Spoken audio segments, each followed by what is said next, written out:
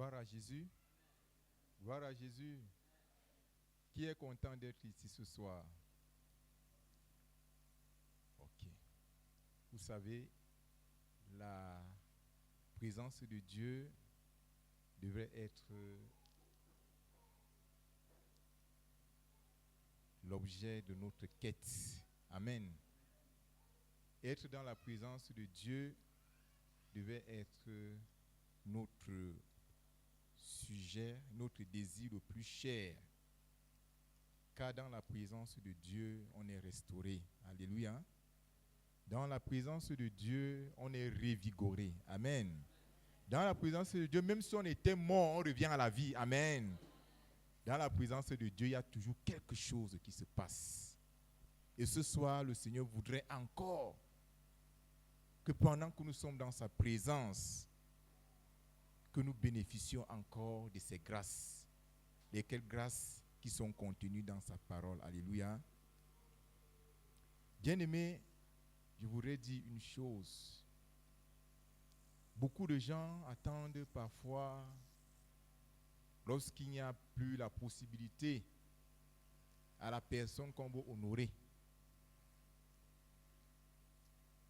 pour rendre hommage. Je ne veux pas seulement honorer une personne, mais je veux aussi honorer toute une communauté. Alléluia. La communauté évangélique. Cette communauté que j'ai découverte par la grâce de Dieu, au travers d'un couple ami à moi, qui sont vos frères ici, le couple Emmanuel et Michel Mbodi. Ce sont eux qui m'ont introduit dans cette communauté. Et comme j'aime les bonnes choses, je me suis accroché. Amen. Et comme j'aime les bonnes choses, je me suis accroché. Et le Seigneur, dans sa grâce, a permis que je sois désormais l'un des vôtres. Parce que même si nous ne sommes plus en Gaoundéré, nous sommes au courant de tout ce qui se passe ici. Nous sommes au courant de tout ce qui se passe ici. Et je peux me vanter de ce que vous m'aimez.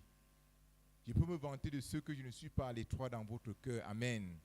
Et ma prière que le Seigneur continue de vous bénir, que le Seigneur continue de vous élever, que le Seigneur continue de vous utiliser puissamment, chacun dans le domaine de son appel. Je ne saurais commencer cet enseignement sans toutefois signifier ma gratitude au comité technique d'organisation de cette 11e édition de la conférence des familles, édition 2025, dirigée par le révérend Dieudonné Aouladikin, sous le haut patronage de celui-là que nous appelons affectueusement notre Père, le révérend docteur Jean-Paul Abakalao, dont les hautes instructions ont certainement contribué à ce que nous soyons au nombre des orateurs à cette conférence. Alors, révérend docteur, serviteur de Dieu, mordu à la tâche, la prière que nous formulons à votre endroit en cet après-midi est que le Seigneur continue de vous bénir. Amen. Que le Seigneur continue de vous remplir. Que le Seigneur continue de vous utiliser puissamment, tant à l'échelle nationale qu'internationale. S'il y a encore des portes qui sont restées fermées dans votre vie, qu'à cette conférence, cette 11e conférence de restauration des familles, que ces portes s'ouvrent au nom de Jésus. Et que la grâce du Seigneur que vous transportez coule à débordement. Et qu'elle s'étende sur tous ces enfants que le Seigneur vous a donnés et dont vous êtes le Père. Parce que vous êtes un Père. Et nous voulons davantage vous dire merci pour cette ère de destinée et de ministère que vous êtes pour nous. Que le Seigneur vous bénisse abondamment. Amen. Le thème sur lequel va porter notre enseignement est celui qui figure dans le programme et celui qui a été annoncé tout à l'heure, la parole de Dieu, source de miracles. Rien qu'en lisant déjà le thème bien-aimé, on peut déjà percevoir le message qui en découle autant pour moi, le message qui s'y cache. La parole de Dieu, source de miracle, signifie tout simplement qu'à partir de la parole de Dieu, le miracle est possible. Qu'à partir de la parole de Dieu, le miracle peut avoir lieu. Qu'à partir de la parole de Dieu, le miracle peut être déclenché. Et c'est ce que nous allons ressortir dans l'enseignement de tout à l'heure, ou bien dans cet enseignement. Et nous avons juste utilisé la méthodologie usuelle qui voudrait que pour traiter un sujet, qu'on ait une introduction, un développement ou encore le corps du devoir et une conclusion. Alors, bien-aimés dans le Seigneur, en guise d'introduction, retenons que depuis la création, Dieu a parlé et les choses ont été créées. Quand il dit, la chose arrive, il ordonne et elle existe. Il appelle à l'existence les choses qui n'existent pas.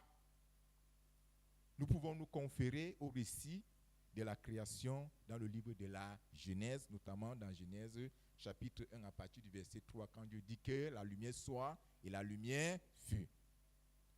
Oui, bien-aimés dans le Seigneur, la parole de Dieu est vivante, elle est efficace et elle est capable de réaliser et changer, de réaliser des miracles et changer des vies. Nous voyons dans la Bible de nombreux exemples de personnes qui ont expérimenté des miracles grâce à la parole de Dieu. Et même de nos jours, bien-aimés dans le Seigneur, il y a des personnes qui témoignent avoir expérimenté un miracle en ayant recours à la parole de Dieu. Cependant, la préoccupation demeure. Cette préoccupation demeure. Si la parole de Dieu est source de miracles, comment donc pouvons-nous utiliser cette parole, permettez la répétition, de Dieu pour réaliser les miracles? En d'autres termes, qu'est-ce qu'il convient de faire pour expérimenter le miracle à partir de la parole de Dieu? Bien-aimés, pour répondre à cette question, nous allons, primo, dire un mot sur la parole de Dieu en ressortant quelques-unes de ses caractéristiques. Ça sera la première partie. Secondo, nous allons ressortir quelques exemples bibliques des miracles selon leur catégorie. Tertio, nous allons répondre à la question même que nous avons posée plus haut, comment expérimenter les miracles à partir de la parole de Dieu. Et quarto, si le temps nous le permet, nous donnerons la parole à quelques-uns d'entre vous de nous donner un témoignage relatif au thème que nous sommes en train de développer et naturellement, nous conclurons l'enseignement. La parole de Dieu. Qu'est-ce que la parole de Dieu, bien-aimés dans le Seigneur? D'aucuns me répondront que la parole de Dieu, c'est la Bible. C'est ça, non? La parole de Dieu, c'est la Bible. Bon, si quelqu'un te dit que la parole de Dieu, c'est la Bible, est-ce que tu diras à la personne qu'elle dit faux ou elle dit vrai? Hein? Elle dit faux ou elle dit vrai? La parole de Dieu, c'est la Bible. Ok, tout à l'heure, nous allons infirmer ou confirmer la réponse qui vient d'être dite. Mais retenons déjà que la parole de Dieu, c'est ce que Dieu a dit. La parole de Dieu, c'est ce qui sort de la bouche de Dieu. La parole de Dieu, ce sont les propos de Dieu. On peut même se répéter en disant que la parole de Dieu, ce sont les paroles de Dieu. Mais qui cependant sont contenues dans un livre qu'on appelle la Bible. Et pour revenir dans la question que nous avons posée précédemment, si la parole de Dieu c'est la Bible, nous répondons que la Bible n'est pas la parole de Dieu. Mais la Bible contient la parole de Dieu. C'est pour cela que certaines personnes qui ont pour habitude d'utiliser les amulettes trouvent aussi en la Bible aussi une autre amulette. Ils prennent la Bible, ils la mettent au chevet du lit Ils prennent la Bible, ils mettent sous leur oreiller, se disant qu'ils sont protégés. Mais quand l'ennemi vient, ils balancent la Bible et ils jouent le ballon avec leur tête. Pourquoi? Parce que l'important n'est pas d'avoir la Bible dans sa maison, mais c'est d'avoir le contenu de la Bible dans son cœur.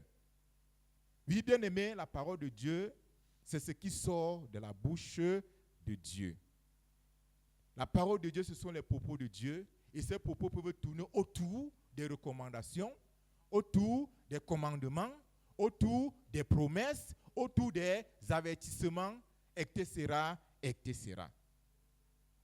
Et nous dirons, bien aimé, que nous ne pouvons pas séparer Dieu de sa parole, car Dieu, c'est sa parole. Ainsi, toutes les caractéristiques qui relèvent de la personne de Dieu influent ipso facto sur les caractéristiques de sa parole. Ça veut dire que si nous disons que Dieu est vrai, ça veut dire que la parole de Dieu est vraie. Si nous disons que Dieu est saint, ça veut dire que sa parole est sainte. Si nous disons que la parole de Dieu que Dieu est créateur, ça veut dire que la parole de Dieu est créatrice. Alors, bien aimé, la parole de Dieu, donc, comme première caractéristique que nous avons ressorti ici, c'est que la parole de Dieu est créatrice. Dieu parle et la chose arrive. Dieu dit et la chose existe. Il n'y a que Dieu pour le faire. Nous autres là, nous ne pouvons pas. Hein? Nous autres là, on se demande si on peut arriver. Mais quelque part par la suite, nous allons comprendre que tel Dieu est tel aussi nous sommes. Parce que l'enfant ressemble à son père, ou bien l'enfant doit ressembler à son père. Oui, la parole de Dieu est créatrice. Et comme nous l'avons dit, Dieu parle et les choses existent. Lorsque nous lisons le récit de la Genèse, dans le récit de la création, tout pour moi, dans le livre de la Genèse, chapitre 1, verset 3, j'ai cité ça tout à l'heure, et jusqu'à la fin de la création, nous nous rendons compte que Dieu n'a fait que parler et les choses sont venues à l'existence. Dieu ne s'est pas servi de la matière pour créer quelque chose. La création du monde a été faite ex nihilo, c'est-à-dire à partir de rien, sinon à partir de la seule parole de Dieu. Dieu a dit que la lumière soit et la lumière fut. Qu'il y ait une étendue qui sépare les eaux qui sont d'en haut avec les eaux qui sont en bas. Et l'étendue a été créée. Qu'il y ait des luminaires dans le ciel qui fassent la différence entre les temps et les saisons pour marquer les époques. Et Dieu a créé, les luminaires ont été créés. Nous avons le soleil, nous avons la lune. Oui, bien-aimés dans le Seigneur, Dieu est capable, n'est-ce pas? Dieu est capable de tout faire pour accomplir ce qu'il dit à partir de sa parole. La deuxième caractéristique de la parole de Dieu que nous avons ressortie est que la parole de Dieu est vraie. Car Dieu n'est pas un homme pour mentir, ni un fils de l'homme pour se mentir.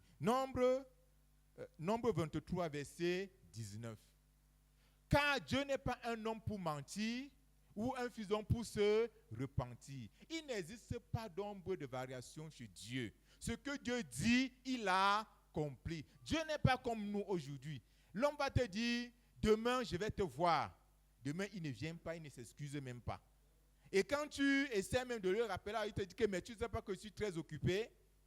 Tu penses que je suis oisif comme toi. Si toi tu n'as rien à faire, moi j'ai beaucoup à faire. Dieu n'agit jamais comme ça. Ce qu'il dit, il a accompli. Quand Dieu a dit à Abraham, par ses messagers, que je reviendrai vers toi. À cette même époque-là, Sarah, ta femme, aura un fils. Ça a eu lieu ou ça n'a pas eu lieu? Ça a eu lieu, pourquoi? Parce que Dieu veille sur sa parole pour l'accomplir. C'est pourquoi la parole de Dieu est vraie. Et nous devons, bien aimer, croire en la parole de Dieu. Nous allons y revenir plus tard. La troisième caractéristique que nous avons ressortie est que la parole de Dieu est puissante. Que quelqu'un nous lise Luc, ou bien qu'on nous affiche le verset. Luc chapitre 2, les versets 22 à 25. Version 8 secondes de préférence. Luc 8, versets 22 à 25.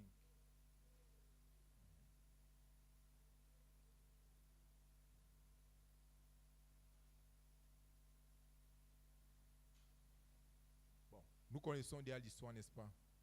Jésus était dans la barque avec ses disciples. Pendant que lui dormait à la poupe de la barque, un vent, une tempête s'est levée sur la mer, à tel point que la barque allait dans tous les sens. On dit les flots. La barque était ballottée par les flots de la mer.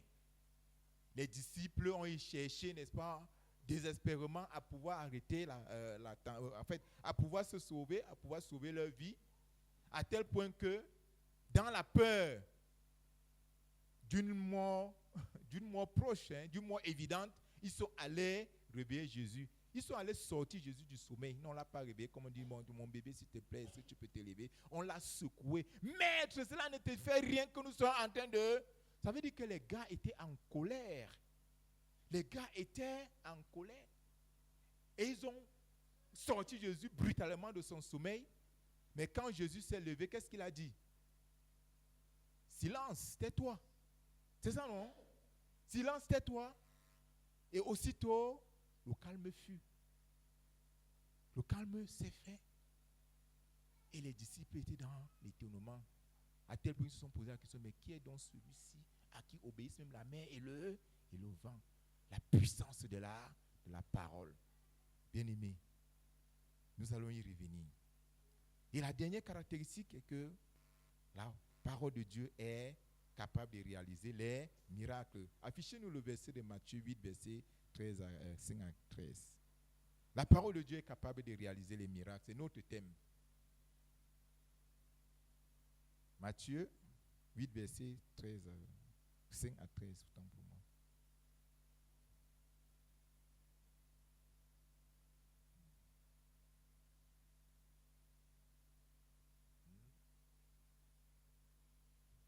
Verset 5 à 13.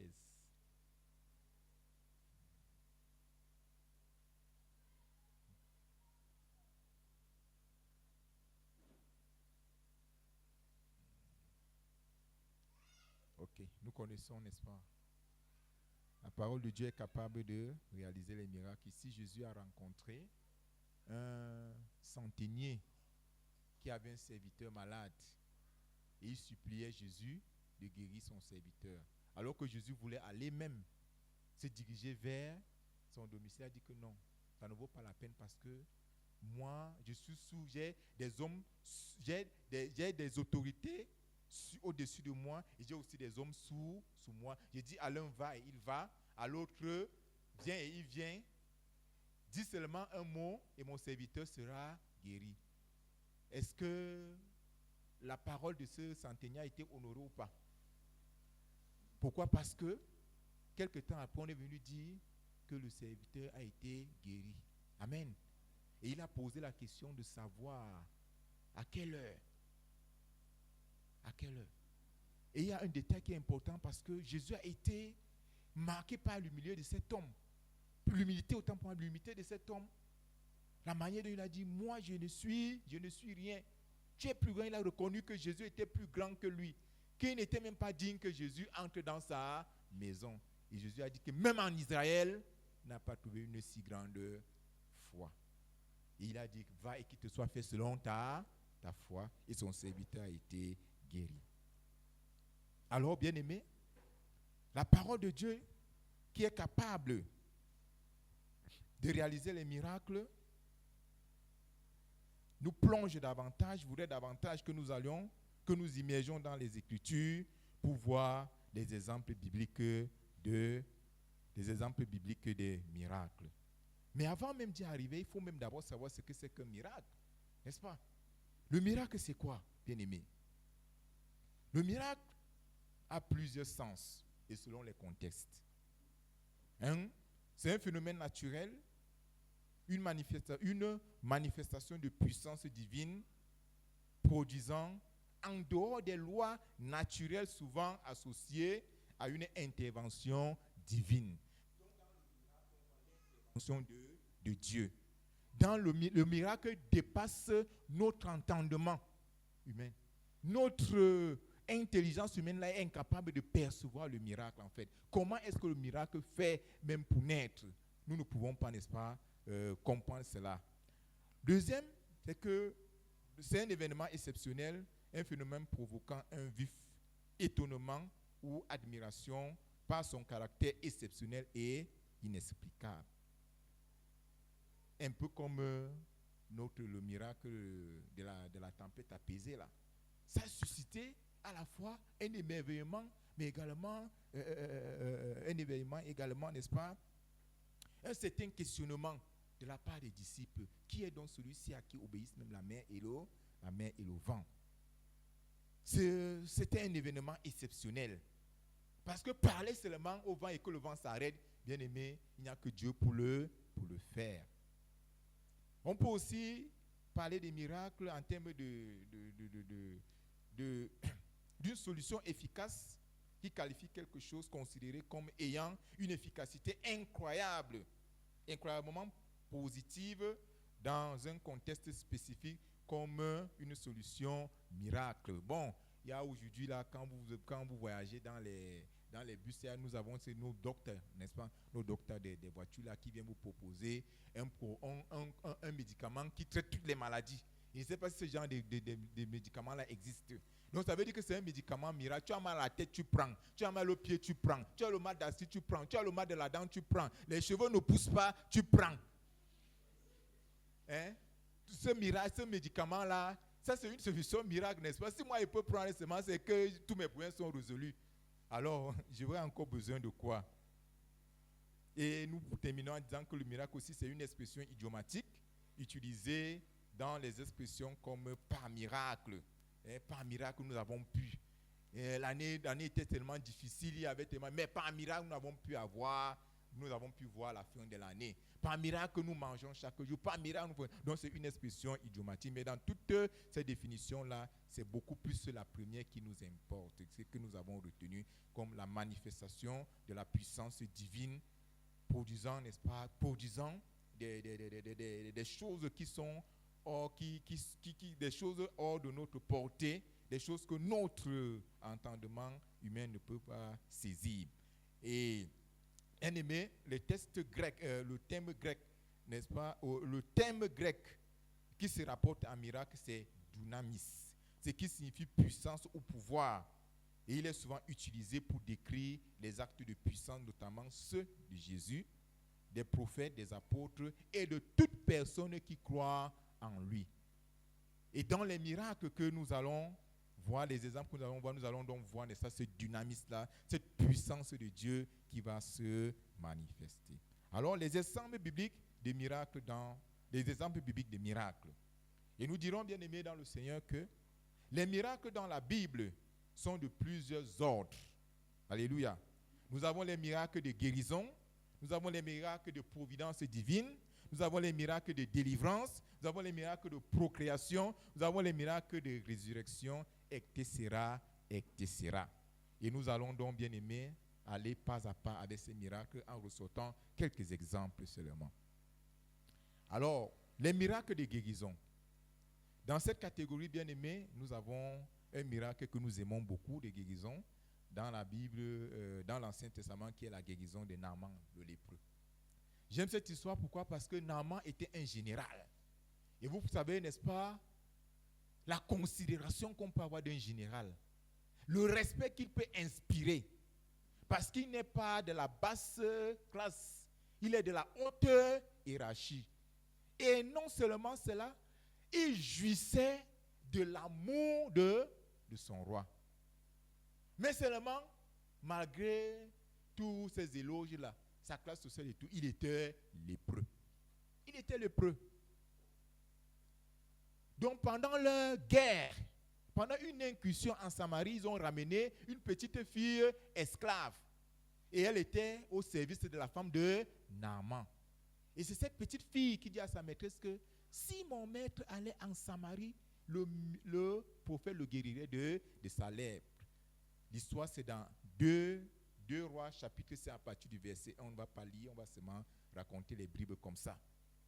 Et quand madame retourne vers son mari pour lui lui faire le rapport de cette petite conversation qu'elle avait eue avec son esclave, lui, il va aussi à son tour voir le roi qui prend, il écrit au roi d'Israël, je t'envoie mon serviteur Naaman pour que tu le guérisses de sa lèpre. Et quand le roi a vu la lèpre, il a déchiré. Il a dit, ça c'est une déclaration de guerre. Car qui suis-je pour guérir un homme de sa lèpre? Hein? C'était une véritable déclaration de guerre. Le roi devait faire comment pour guérir Naaman? Et certainement, la chose est sortie du palais, ça allait dans les rues, ça arrivait dans les oreilles du prophète Élisée. Élisée a dit que mais allez lui dire qu'il a se plonger cette fois dans le Jourdain, sera pur. Et on est aussi allé dire à Naaman. Naaman était courroucé. Hein? Je pensais qu'il allait sortir, il allait me toucher, il allait. Hein? Les fleuves, le parpa, l'arbana de mon pays là. De la Syrie là ne sont pas plus grands que je ne pouvais pas m'y plonger. Cette fois est devenue pure. Voilà un peu comment les grands hommes aujourd'hui se comportent. Parce qu'on est grand, même quand on est devant un homme de Dieu, on pense toujours, n'est-ce pas, qu'on est au-dessus même des hommes de Dieu. Bien aimé, l'homme de Dieu peut être pauvre. L'homme de Dieu peut manquer de tout. Mais c'est devant cet homme de Dieu que tu vas te mettre à genoux. Amen. Mais si c'est le pape, quand le pape vient au pays, le président Biya se met à genoux. Mais le pape ne va jamais se mettre à genoux devant le président Biya. Mais aujourd'hui, nous les hommes de Dieu, nous encourageons même ces gens-là. Nous avons la conférence de restauration de famille. On a invité une autre personnalité ici. La personnalité arrive en retard. On arrête d'abord l'enseignement. On va accueillir. On l'amène, il travaille toute la salle pour venir s'asseoir. Nous saluons la présence de monsieur X qui est. Bien aimé, comment est-ce que cette personne va apprendre d'humilité? Parfois, ces gens arrivent, ils ont même besoin même de se cacher. Parce qu'elles savent qu'ils sont dans la présence de quelqu'un qui est au-dessus d'eux. Mais nous voulons les faire comprendre que même le Dieu que nous servons là est au-dessus de vous. Même ici, là, vous pouvez aussi piétiner Dieu comme vous nous piétinez là-bas dehors. Ce sont des faits, ça, homme de Dieu. Si tu as invité une autorité, si elle arrive en retard, elle s'assoit là, elle trouve la place. Amen. Mais si tu avais apprêté une place pour lui, si elle arrive en retard, elle s'assoit là où tu as préparé sa place. Elle-même va comprendre cela parce que, étant des hauts cadres de l'administration, ils connaissent, n'est-ce pas, le respect de l'autorité. Donc, si tu le fais asseoir derrière, il ne va même pas t'en vouloir. Il comprendra que voilà quelqu'un qui connaît ce qu'il fait. Amen. Mais quand nous tremblons à cause des petits billets de banque, comme il est venu là, peut-être l'offrande qu'il allait donner 100 000, 200 000, là, s'il a fait, est-ce qu'il va donner? S'il venait pour donner, il va donner. S'il ne veut pas donner, il ne va pas donner. Et l'œuvre de Dieu va continuer. Alors, Naaman s'est fâché. Il était en train de rentrer. C'est là où on s'est invité, dit, mais maître, si le prophète t'a demandé quelque chose de plus difficile, ne l'aurais-tu pas fait? À plus forte raison, allez seulement te plonger 7 fois dans le Jourdain. Et que tu sois guéri.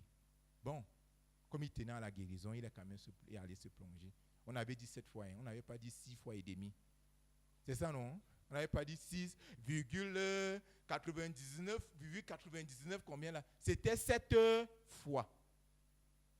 Et quand il s'est plongé la 7e fois, quand il est ressorti, il était débarrassé de sa lèpre. Et il est encore retourné vers le même homme de Dieu, avec les cadeaux.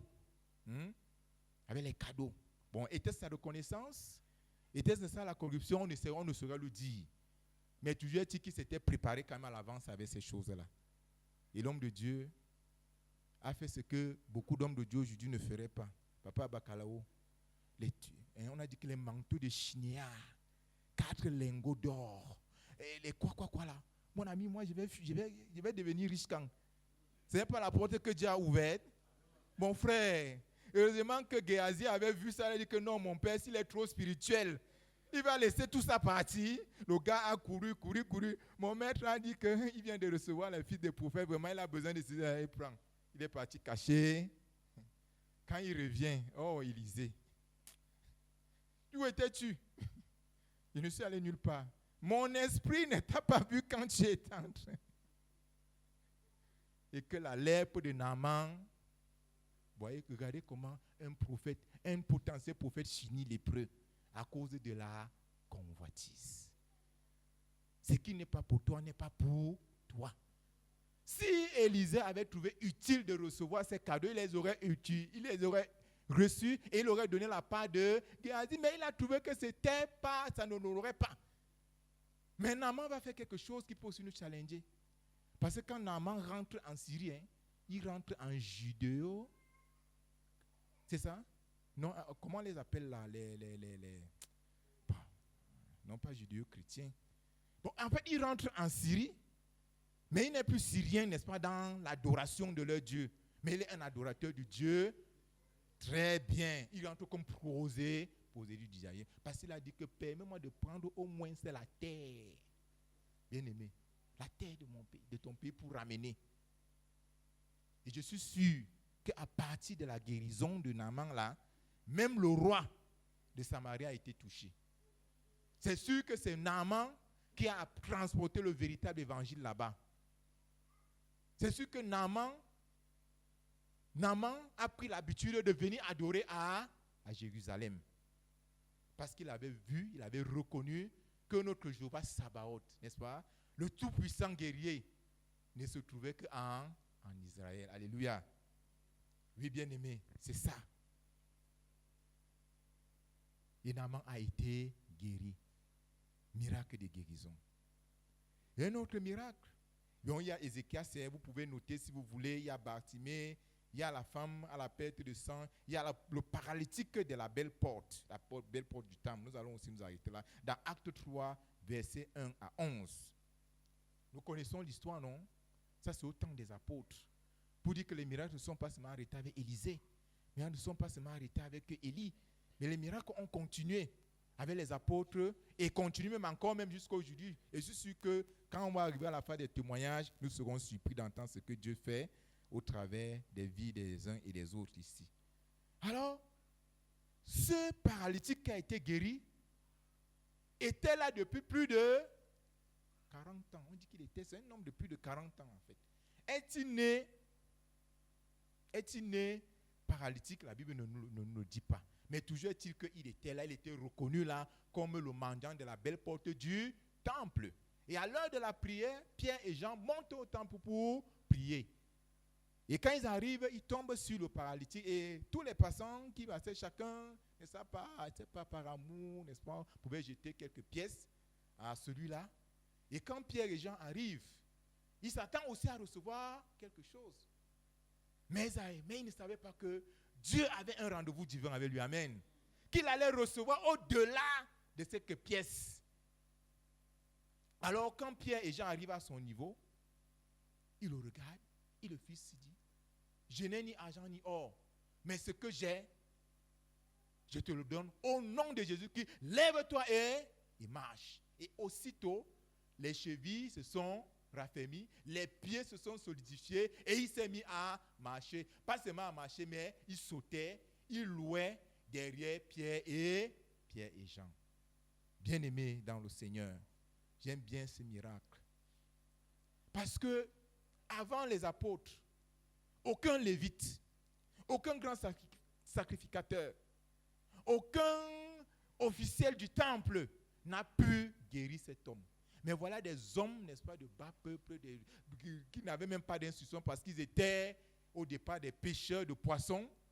Sans une autre instruction, sont arrivés, ils ont opéré ce que les grands docteurs de la loi, les grands sacrificateurs d'époque n'ont pas pu faire. Et cet homme a été guéri. Et dès lors, il ne quittait plus Pierre et Jean. Bien-aimés dans le Seigneur, est-ce que tu sais que chaque jour, Dieu a un rendez-vous divin avec toi? Amen. Dieu a envie d'opérer quelque chose de spécial chaque jour dans ta vie. Mais il veut que tu saisisses l'occasion. Il veut que tu lui fasses confiance. Miracle de providence. La veuve de Sarepta. 1 Roi 17, verset 8 à 24. Notez juste ces passages, vous connaissez l'histoire. C'est au temps d'Élie. Israël, à cause de ses multiples désobéissances, son idolâtrie à Seb là, a provoqué le courroux d'Élie avec ce roi, le pire des rois. qu'Isaïe n'a jamais connu Akab. Il a décrété la saison sèche pendant 3 ans et 6 mois. Imaginez-vous, pendant 3 ans et 6 mois, il ne pleut pas. Rien ne pousse, non? Mais les bêtes vont mourir par manque de verdure, pour brouter, par manque de nourriture. Les animaux vont mourir, même les humains vont mourir. Mais dans cette situation extrêmement difficile, la providence de Dieu va se manifester dans la vie d'une femme. De surcroît, une veuve. Une femme veuve n'a pas de protecteur. Elle n'a personne. Elle n'avait que son fils. Et peut-être que son fils était en bas âge. La Bible ne nous dit pas. Une veuve à qui? Elle avait qui? Pour qui? Sur qui comptait, il n'y avait personne. Quand Élie arrive, à l'entrée de la ville de Sarepta, il la trouve en train de chercher le bois. Il dit vraiment, va me chercher de l'eau à boire. Elle va chercher de l'eau, elle donne. Après, il lui dit que va aussi, tu me prépares quelque chose à manger. Elle lui dit que je n'ai chez moi qu'un peu de farine, un peu d'huile. Et Élie lui dit, le Dieu que je sers me dit qu'il ne manquera pas d'huile dans le pot, ni la farine dans le bol. La femme est partie et elle a fait ce que Élie a fait.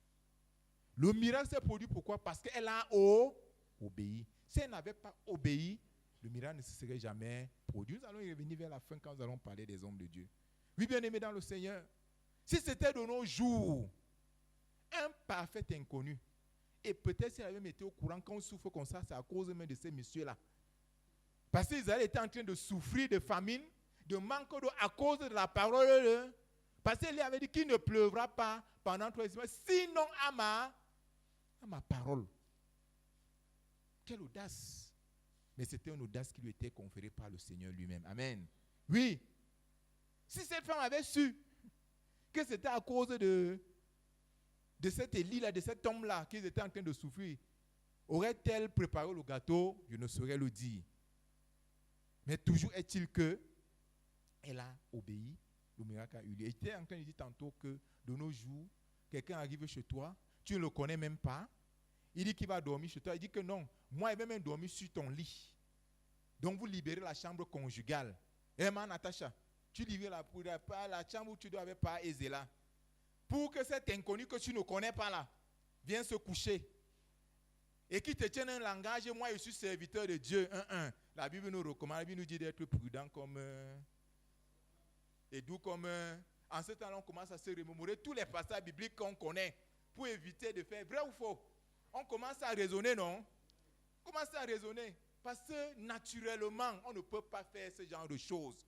On ne peut le faire, ce genre de choses, que si on a un cœur qui a été touché par Jésus. Amen. Quand le Seigneur dit dans Ésaïe 58 que je hais vos nouvelles du général, je n'apprécie pas vos fêtes et tout ça. Le jeûne que vous me vouez là n'est pas un jeûne auquel je prends plaisir. C'est pourquoi? Parce que de nos jours, c'est seulement des lèvres, n'est-ce pas?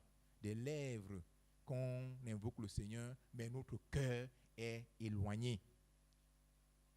Même nous, aujourd'hui, nous avons des frères, nous avons des sœurs, nous avons des amis qui ne sont pas crédibles.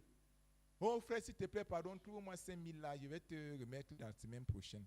La semaine prochaine passe, tu ne dis rien.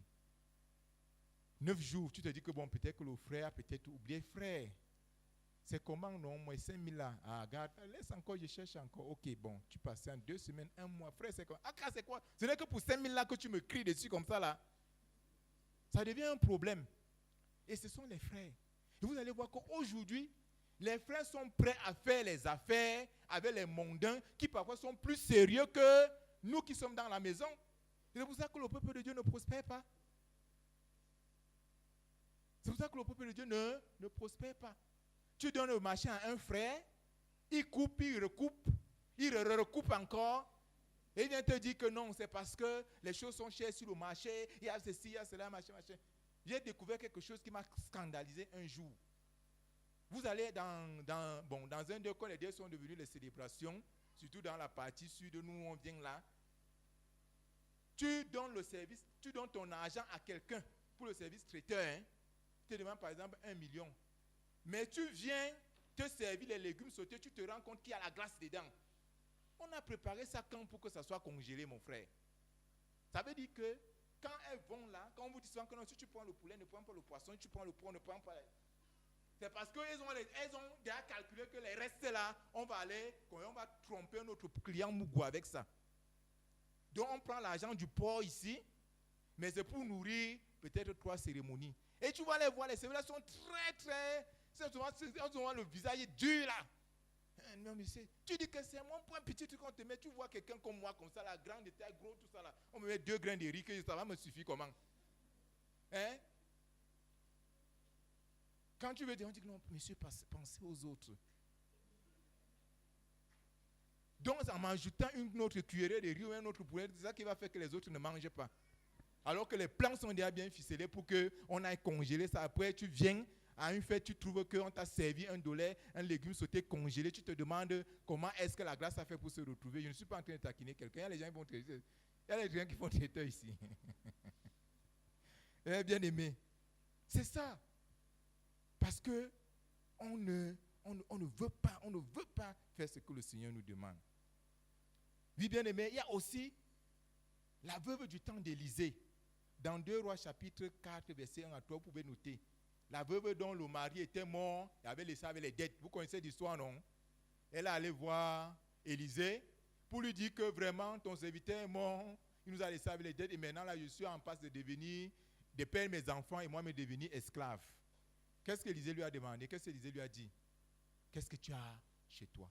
Il a dit que, en toute vérité, ta servante n'a qu'un flacon d'huile à la maison. Élisée lui a dit que va, demande les vases. Ne demande pas petit, demande en grand nombre. Quand tu vas entrer, ferme la porte derrière toi et commence à remplir les vases. Quand elle est allée, elle a fait la même chose. Elle a fait ce que le Seigneur lui a demandé. Et quand les vases étaient on dit le vase, donc quand les vases étaient pleins, elle a s'est arrêtée de couler et elle est repartie chez l'homme de Dieu pour dire, voici, je fais comment? Et l'homme de Dieu lui a dit, va, vends, paye ta dette et vis, toi et ta famille avec le reste. L'obéissance encore. Nous allons revenir plus loin. Oui, bien aimé, nous voyons donc comment Dieu est capable de nous sortir des situations les plus désespérées. Alléluia. Les situations sans solution. Quand on dit que je regarde en haut, je ne vois personne, je regarde en bas, je regarde à gauche, je regarde à droite, je ne vois personne. On se demande à quel sens se vouer. Comment on va se poser la question? Je ne sais à quel sens me vouer alors que Jésus-Christ est là. Quel est ton problème, mon frère? Quel est ton problème, ma soeur? Qui soit au-dessus de la puissance de Jéhovah. De Jéhovah Sion. De Jéhovah Jireh. De Jéhovah Sabaoth. Nous devons apprendre à dire à nos problèmes que c'est notre Dieu qui est grand. Mais vous êtes petits. Amen. Nos problèmes ne sont pas au-dessus de Jésus. Mais c'est Jésus qui est au-dessus de nos problèmes. Cette veuve-là, elle était, comme elle dit là, elle et ses enfants étaient derrière. Leur vie était en train d'être finie. Était finie, si je peux le dire. Leur vie était finie.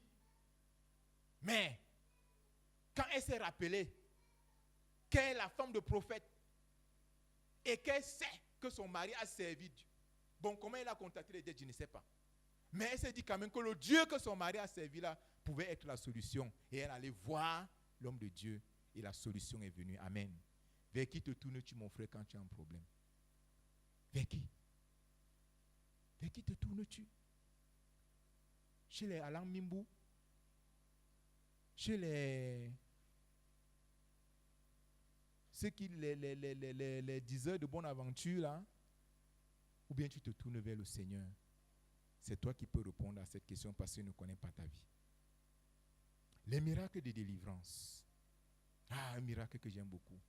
La délivrance du démoniaque de Gadara. Dans Luc 8, verset 25 à 39. Une personne qui était derrière, je ne sais pas si c'était encore un homme, si c'était encore un être humain, je ne sais pas. Parce qu'il ne pouvait pas s'habiller comme on s'habille. Il ne pouvait pas habiter dans une maison comme on habite. Il dormait dans les sépulcres. Parfois, on attache même pour l'empêcher d'errer ça et là. Il brise les chaînes, il s'en va. Mais quand Jésus arrive là à l'entrée, c'est le démon qui commence à parler seul. Qui as-tu entre toi, fils de David, et moi? Tu es venu pour me perdre. Jésus avait posé la question.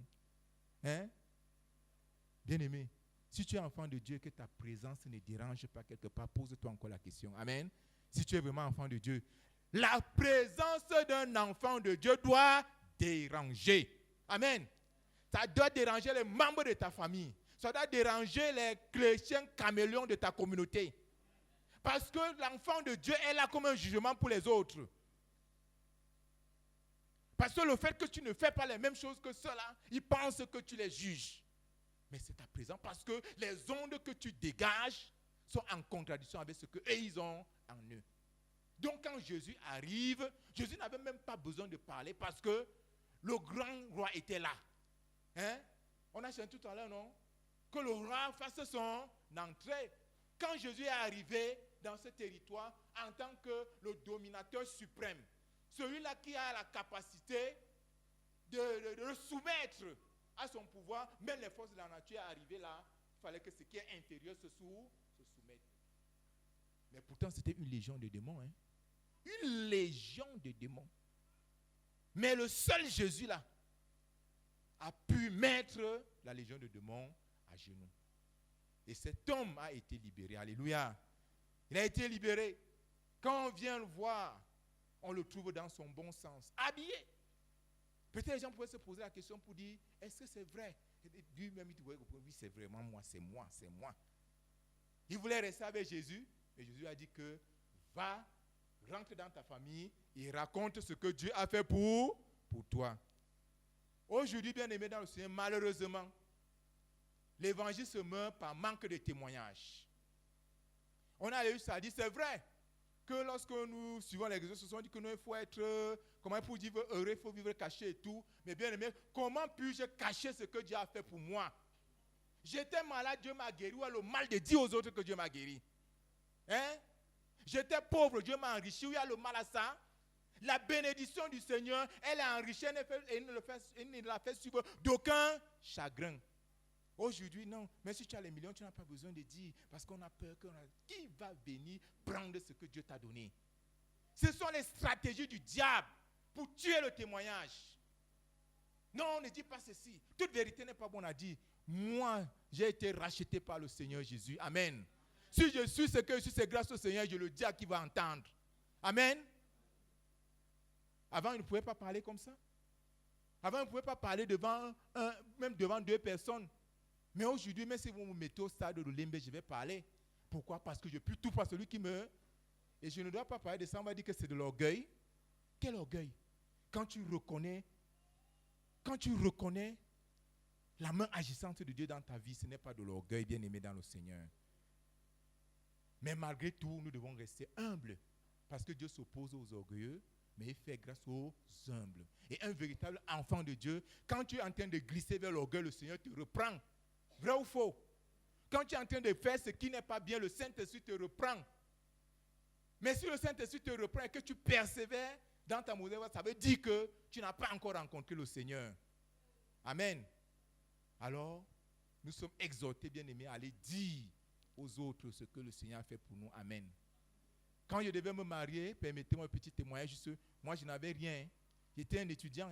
Ma femme était étudiante. Et on a décidé de se marier. On a dit qu'on va à l'église, on va à la mairie, on va à l'église, tout. Mais on n'a pas prévu des soirées, autres et tout ça là. Hey! Tu es le premier petit-fils qui se marie. Oh, tu vas nous faire la honte. Oh, ta femme est Bamileke. Vraiment, on va donner quoi Bamileke? Le Seigneur pourvoira. Et le mariage, je travaillais. J'étais gardien. Avec chez les missionnaires. J'avais 40 000 par mois. J'ai planifié mon mariage sur 40 000. Quand on me donne le premier salaire, je ne vais pas acheter le papier pour faire les invitations. Ma mère allait mourir. Donc tu penses même, tu invites les gens, tu fais les invitations, vous allez manger quoi? Vous allez faire quoi? Les autres vendent même l'eau. Les autres, toi tu n'as même pas une table. Le Seigneur, le jour du mariage, c'était le miracle. Amen. Ma femme a porté une robe qui est venue de la Belgique. Alléluia. J'avais deux vestes. Et les couleurs que je voulais, le gris et le noir.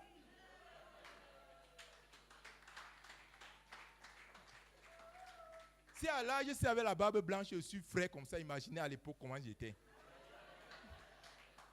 Hein? Le mariage s'est bien passé. L'argent est venu de partout. Le mariage a eu lieu. Bien-aimé, Proverbe 16, verset 3 nous dit quoi? Recommande tes œuvres à l'Éternel et tes projets réussiront. Quand on a reçu du Seigneur qu'on doit se marier, nous on savait seulement qu'on se marie. Le comment là ne nous importait pas. Nous on savait qu'on doit seulement se marier. Et on s'est marié. Nous avons 20 ans de mariage. Amen. Amen. Ah oui, bien-aimé. C'est ça. Et une chose comme ça, on ne doit pas vous dire. On dit que non, il aime trop parler de sa femme. Après Jésus, je parle de ma femme. Après Jésus, je parle de ma femme parce que il y a Jésus qui est dans ma vie et il y a ma femme qui est dans ma vie. Vous pouvez imaginer ce que c'est que tu trouves une fille qui est en train de faire ses papiers pour aller aux États-Unis. Tu es là un pauvre, tu n'as rien. Elle abandonne les États-Unis pour te marier. Et tu... Ah, vous n'avez pas encore entendu, vous allez entendre. Elle est restée. Et on est là. Je ne dois pas la célébrer. Maman, qu'est-ce qu'elle avait passé que je suis quoi? Ah. Miracle de la délivrance, bien-aimé. Oh. Nous avons aussi le miracle de la procréation. La naissance d'Isaac, naissance d'Abon déjà parlé, on va plus revenir là-dessus. Mais nous avons également l'histoire, n'est-ce pas, de la tsunami. J'aimerais qu'on s'attarde là un peu. La tsunami dans 2 Rois, chapitre 4, verset 8 à 37. La tsunami de naissance, c'est cet homme, c'est cette femme-là, au grand cœur, qui avait pris l'habitude de recevoir Élisée. Il était de la vie de Sunem, d'où le nom, la tsunami. Et chaque fois que Élisée passait là-bas, elle le pressait d'entrer dans sa maison. Après un temps, elle dit à son mari que vraiment, il faut que nous construisions quelque chose, une chambre pour l'homme de Dieu. On met un lit, une table, une chaise, que quand il vient, qu'il s'y retire. Parce que vous savez, les hommes de Dieu spirituels comme Papa Bakalo là ne se mélangent pas, n'est-ce pas? Parce que lui, il a compris qu'il faut se séparer. Lui, c'était à séparer depuis. Hein. Vous voyez un peu, non? Donc, Élisée, la femme là a compris, par inspiration divine, que l'homme de Dieu ne doit pas être là où tout le monde, là où on crie, là où on fait. Il fallait qu'il ait son coin. Et c'est comme ça qu'on construit la chambre. Élisée vient, il entre là-bas, il dort là, il fait ses choses, il part. Un jour comme ça, là, il demande, mais qu'est-ce qu'on peut me faire mal pour la femme si pour dire? Mais c'est parce que la reconnaissance est biblique, n'est-ce pas? Soyez reconnaissants, ce n'est pas moi qui le dis. Élisée, à un moment, a dit que non, vraiment, j'ai déjà bénéficié de tellement l'hospitalité, de la grâce de cette famille que j'aimerais aussi en retour leur donner quelque chose. Et c'est Géasi qui vient lui dire qu'elle n'a pas d'enfant. Elle n'a pas d'enfant. Et Élisée lui dit que, comme les mêmes propos des anges à Abraham, l'année prochaine, tu vas porter un fils. Mais elle n'a pas ri comme Sarah. Elle a cru, n'est-ce pas? Et quand elle a cru, elle a eu l'enfant. Elle a eu l'enfant. L'enfant est né. Mais par la suite, l'enfant va même mourir. Cette femme de caractère-là, une femme qui perd son bébé, qui ne crie pas, elle va dire à son mari, non, ça va bien. Elle va voir les coups. Le prophète envoie Géasi. La femme dit que non, si ce n'est pas toi qui parles là, Élisée pouvait refuser.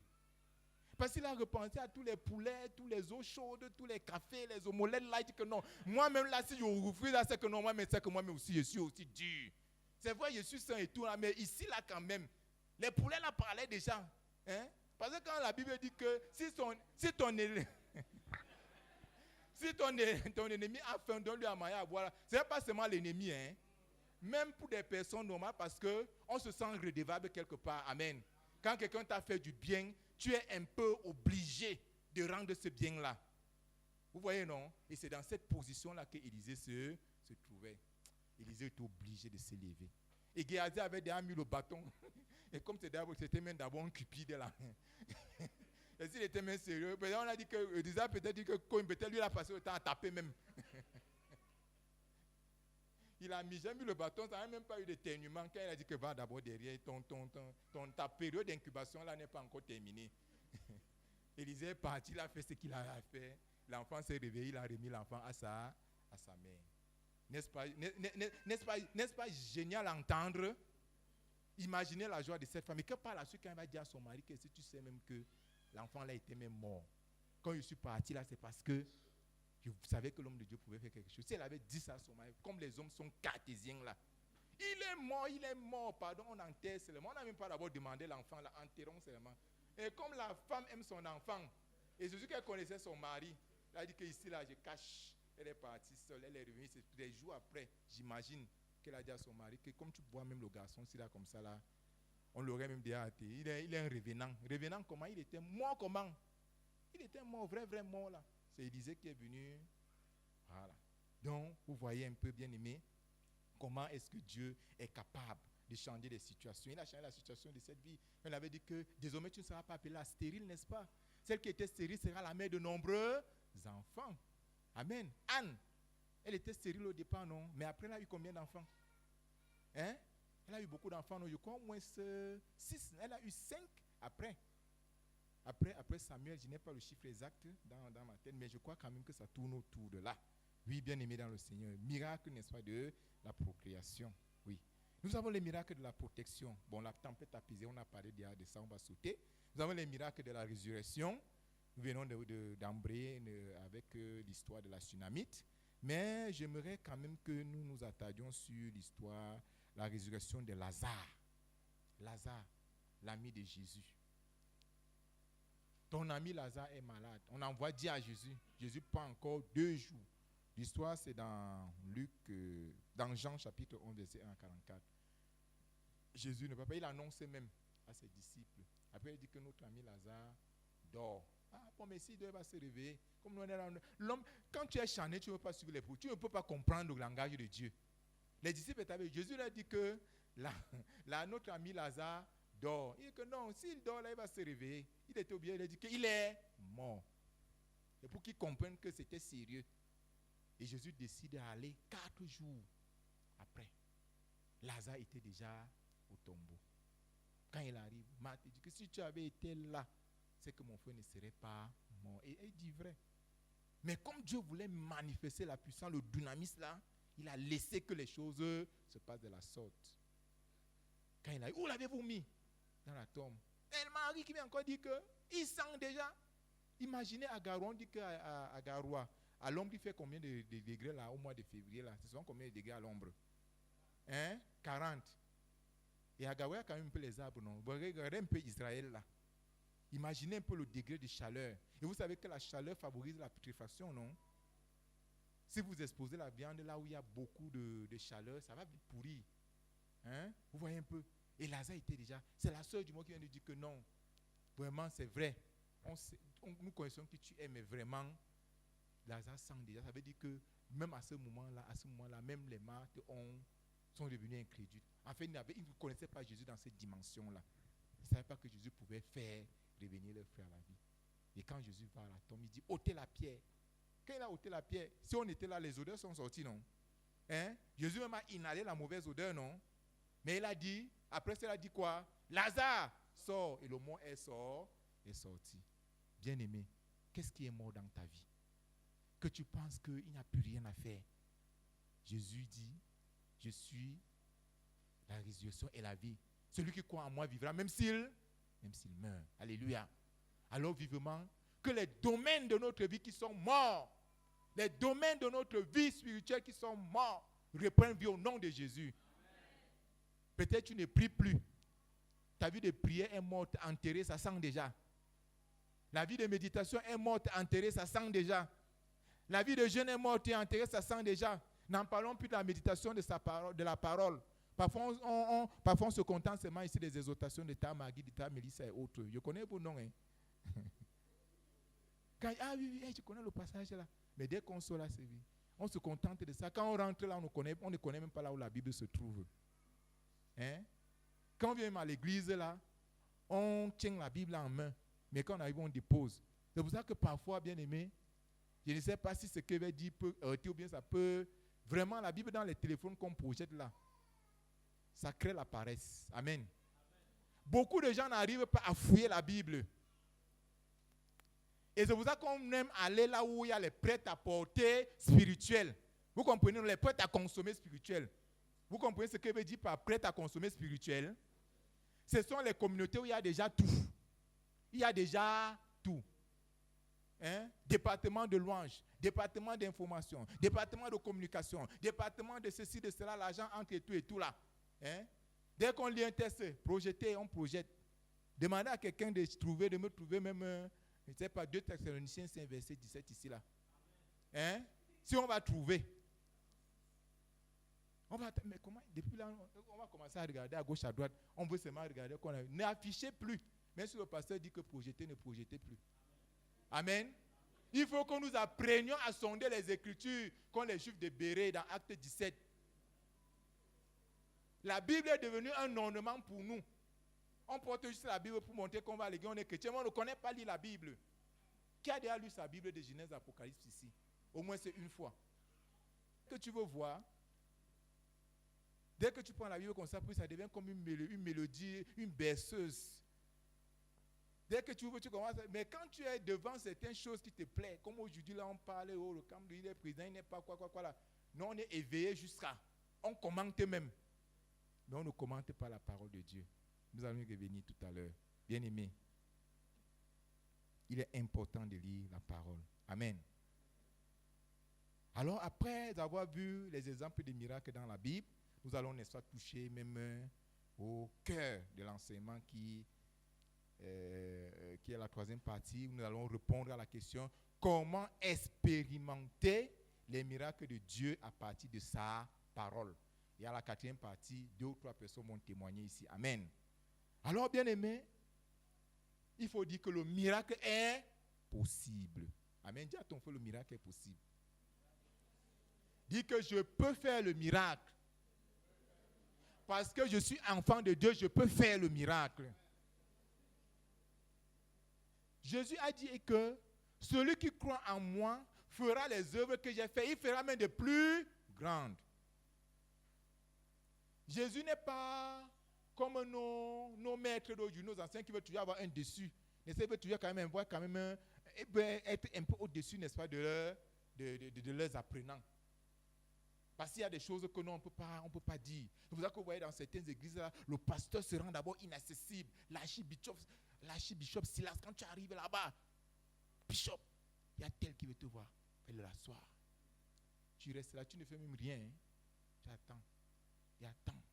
Il attend. Quand il vient, bonsoir le Père. Je ne sais pas que quand on vient ici, là, on se met à genoux. Allez, à genoux. Quand on vient voir un homme de Dieu, c'est comme ça qu'on se comporte. Hein? Tu te mets d'abord à genoux. Bon, quel est ton problème? Après, tu lui dis pas, je vais prier pour toi. Tu ne pries même pas pour la personne. Après, la personne va aller ailleurs. On va lui prêcher l'évangile comme la communauté évangélique. On va encore repartir. On a vu de dire que prier pour nous parce que nous on est un peu comme attachés quelque part. Que si les chaînes là se brisent comme ça, là, on va voler. Hein? Bien aimé. La liberté en Christ, c'est la plus grande richesse. Amen. Alors, bien aimé, il faut, bien aimer dans le Seigneur, pour expérimenter les miracles à partir de la parole de Dieu, il faut croire et avoir confiance. Amen. Croire et avoir confiance. Luc 1, verset 37, car rien n'est impossible à celui qui croit. Projetez-nous Matthieu 9, verset 20 à 21. Bon, on va aussi tester l'obéissance. On ne désobéit pas à l'homme de Dieu.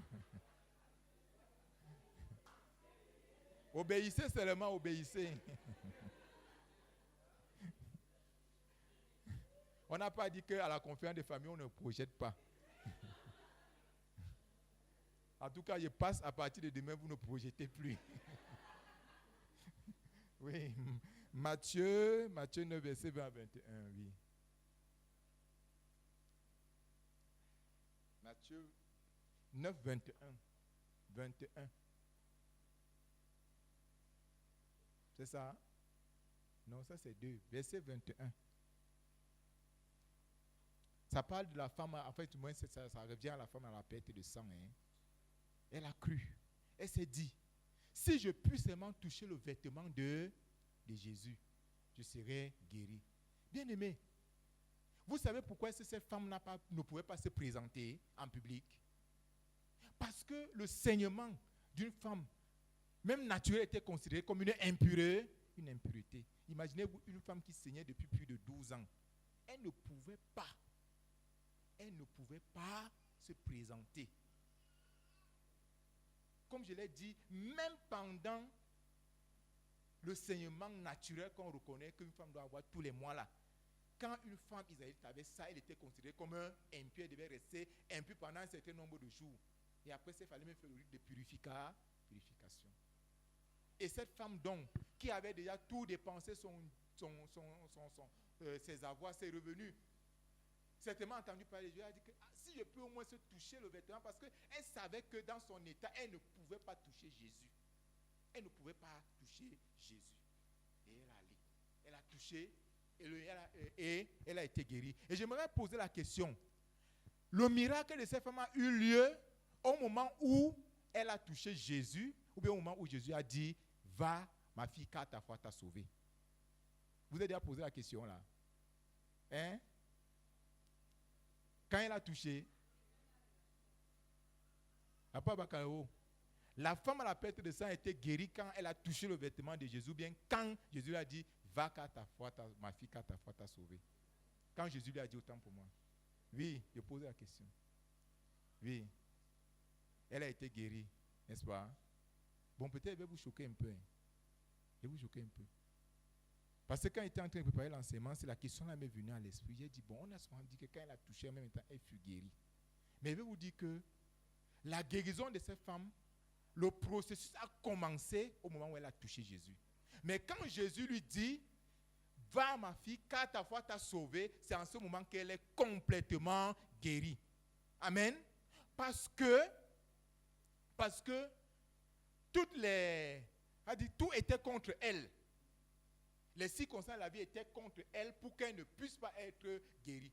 Et quand Jésus qui est omniscient, qui est omniprésent, qui peut lire dans les pensées, a vu ça, il fallait qu'il délivre même cette femme-là même de la honte qu'elle a vécue. La honte qu'elle a vécue pendant ces 12 années-là. Donc quand Jésus demande qui m'a touché, ce n'est pas parce qu'il ignorait la femme, mais il voulait, n'est-ce pas, présenter cette femme au grand public pour que même celle-là, les membres de sa famille, ceux-là qui la connaissaient, qui savaient qu'elle était dans cette situation-là, avaient été guéris et que Jésus brise les barrières. Amen.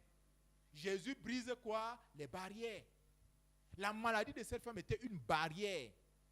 Et si elle n'avait pas eu le courage d'aller vers Jésus, elle serait restée dans son état. En fait, c'est ce que j'ai reçu quand je préparais l'enseignement. Donc, il faut avoir confiance. Et comme nous l'avons dit, nous avons cité tout à l'heure Jean 14, verset 12, il dit, celui qui croit en moi fera des choses que j'ai faites et même des plus grandes. La deuxième chose pour expérimenter le miracle, c'est avoir la foi. Oui, bien aimé, un jour nous étions en étude biblique dans ma communauté. Il avait désigné un jeune pour nous entretenir. Et il avait pris le test de Hébreux 11, que nous connaissons bien, l'hymne de la foi. Et il nous a donné une définition de la foi que j'ai gardée.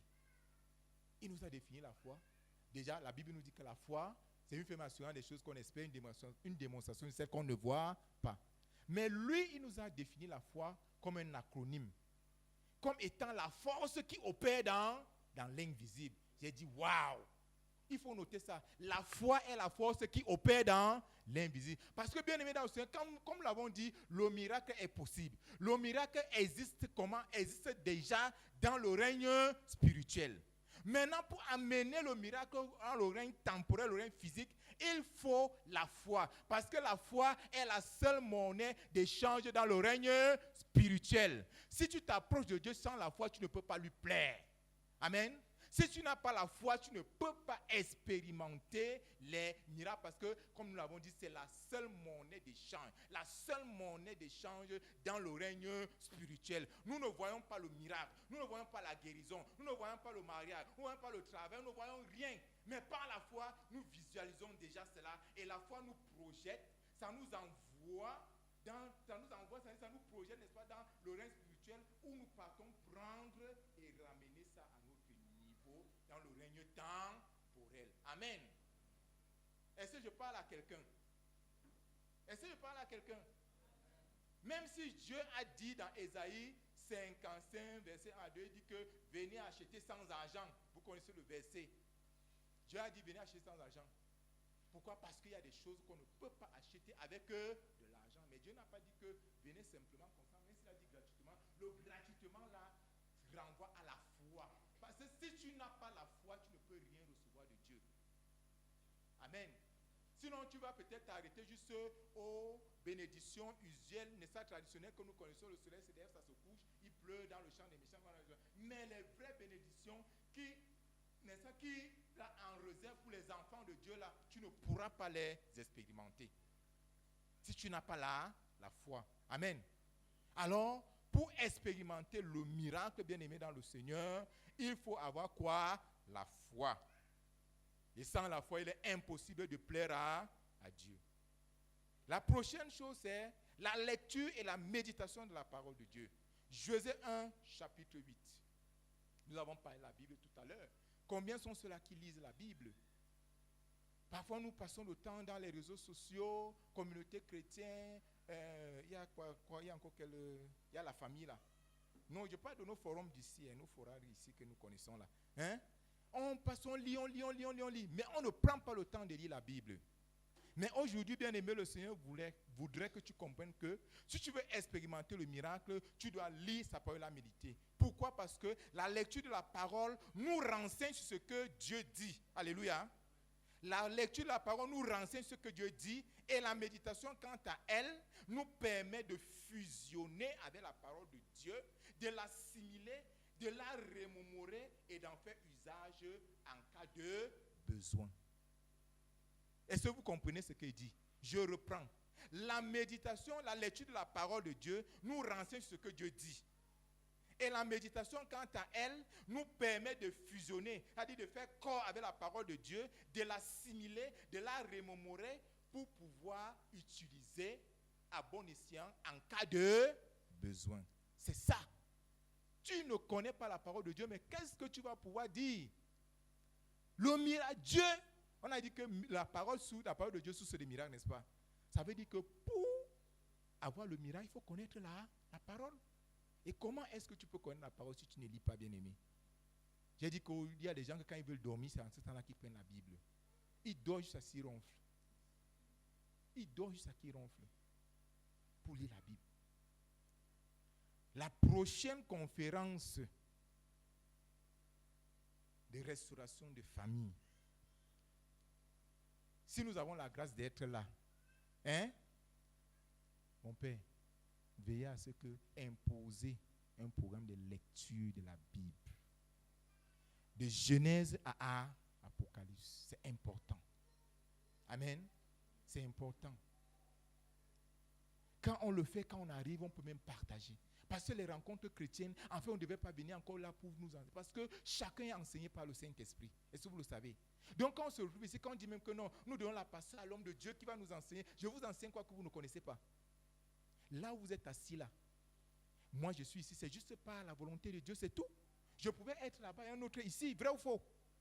Parce que si nous sommes en contact avec la parole de Dieu et que nous laissons la latitude au Saint-Esprit d'agir dans notre vie, nous recevons les instructions des enseignements que nous pouvons partager.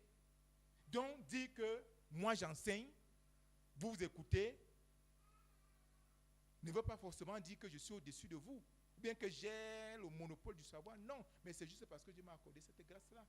Je suis juste un canal, un instrument. Je suis sûr que s'il fallait qu'on se change, même si je quitte ici et que je donne la place à quelqu'un pour continuer cet enseignement, même si cette personne n'a pas préparé, elle pourra dire quelque chose. Amen. Parce que ce n'est pas nous qui enseignons, mais c'est la parole, c'est l'Esprit de Dieu qui nous enseigne. Amen. Donc il est donc important, si nous voulons que la parole de Dieu continue. Comme Dieu a dit qu'il arrivera un moment où l'un ne dira pas à l'autre, connais ton frère. Quand ils auront la parole de Dieu sera inscrite dans les tablettes de leur cœur et tout ça là. Si nous voulons atteindre ce stade-là, mettons-nous à la lecture de la parole. Pas seulement à la lecture, mais aussi à la méditation. Alléluia. Alléluia. Ok, merci. L'autre chose, bien aimé, c'est prier.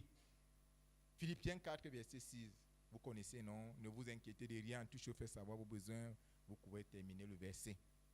2 Thessaloniciens 5, verset 17. Priez sans cesse. Et Jésus lui-même a prié. Marc 1, verset 35 nous disait que Jésus avait l'habitude de sortir pendant qu'il faisait encore nuit. Il se rendait dans les lieux déserts pour prier. Et c'est pour cela que dans la journée, les résultats étaient probants. Quand toi tu dors, tu vas avoir le même niveau que Papa Bakalo. Comment? Hein? Lui, il se lève peut-être à 2 heures du matin, il prie. C'est vrai que hier, le pasteur matin dit qu'on ne doit pas se comparer aux autres. Mais je pense que je peux m'inspirer d'un frère pour m'améliorer. C'est ça. Je peux m'inspirer d'un frère pour m'améliorer et non pour devenir comme le frère, mais pour aller à un niveau. Parce que nous sommes appelés à aller un peu plus loin, de marcher chaque jour, de faire un pas de plus avec le Seigneur. Bien aimé, il y a des choses qui touchent Dieu. Amen. Quand la royauté est passée de Saül à David et de David à Salomon, Salomon n'est pas entré dans la royauté comme ça. Il est allé chercher la face de Dieu. Il est allé chercher la face de Dieu. Il a offert combien? 1000 holocaustes. J'ai dit tout à l'heure qu'il y a des choses que parfois quand on fait, c'est parce qu'on se sent un peu redevable. 1000 holocaustes, quand il reste, il dit que mais à l'époque là même, les gens l'avaient seulement quelle quantité. Ça veut dire qu'à l'époque, les animaux étaient plus nombreux que les humains, je ne sais pas. 1000. C'était un travail pour égorger chaque jour et tout là, et tout ça. Mais quand Dieu a vu ça, son cœur a été touché. Quand tu donnes quelque chose qui plaît à Dieu, quelque chose qui touche son cœur, comment est-ce qu'il ne va pas te bénir, mon frère? Dieu aussi aime les bonnes choses. Dieu aime qu'on se sacrifie pour lui. Alors quand tu peux sacrifier quelques heures de ton sommeil, pendant que les autres, n'est-ce pas, dorment paisiblement, ils sont même dans le sommeil paradoxal, toi tu te lèves, tu dis que non, je recherche la présence de Dieu. Vous pensez que Dieu peut être indifférent? Je ne pense pas. Bien aimé, j'ai fait l'expérience de la prière de la nuit. Amen. Et je vous assure, je peux vous dire que chaque fois que je me suis levé dans la nuit pour prier, je vous assure, ces prières-là ont toujours été exaucées. Je me tiens ici, ça c'est l'autel de la vérité. Mais je vous dis, ces prières ont toujours été exaucées. Et il était arrivé un moment où, quand je ne voulais même pas me lever, le verset s'y résonnait dans ma tête de manière audible. Pendant qu'il faisait encore sombre, Jésus sortit. Je vous assure comme si ça chantait. Et quand ça fait comme ça, je ne peux plus dormir. Même si je me couche, il veut forcer le sommeil, pas. La seule chose que je peux faire en ce moment-là pour être à l'aise, c'est de me lever, m'asseoir et de prier. Amen. Et par la grâce de Dieu, nous continuons d'expérimenter cela. Et soutenez-nous dedans parce que ce n'est pas facile. Mais je mieux encore dormir dans la présence du Seigneur que de dormir, d'être ailleurs. Amen. Mieux je viens même à l'église, à un enseignement, je dors. Parce que quand on va même prononcer la bénédiction, ça va aussi me toucher que de rester à la maison.